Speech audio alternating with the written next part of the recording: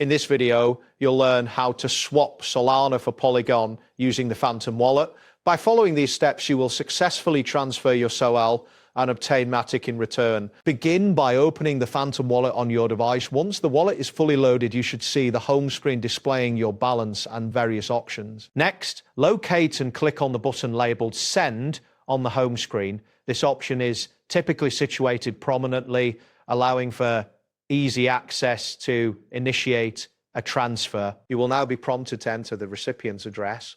In this case, you need to send your SOL to your account on a cryptocurrency exchange such as Coinbase, Binance, or Kraken. Make sure you have your exchange account ready to receive the funds. After entering the recipient address, input the amount of SOL you wish to send.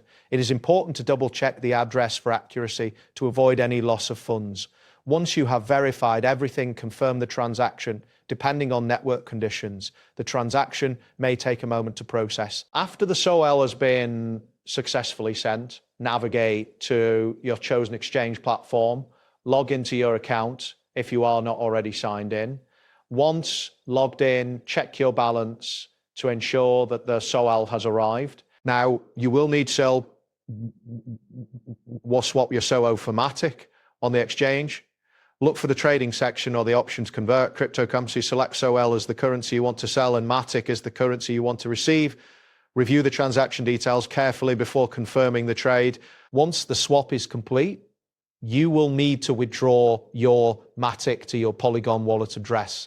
Locate the withdraw or send option on the exchange, then enter your Polygon wallet address and the amount of Matic you want to withdraw. Before finalizing the withdrawal, ensure that your Polygon wallet address is correct to prevent any loss of funds. After confirming the transaction, you may need to wait for the funds to arrive in your wallet. The speed of this transfer can vary based on network conditions and the exchange's processing times. That wraps up today's guide. Thanks for watching and catch you in the next tutorial.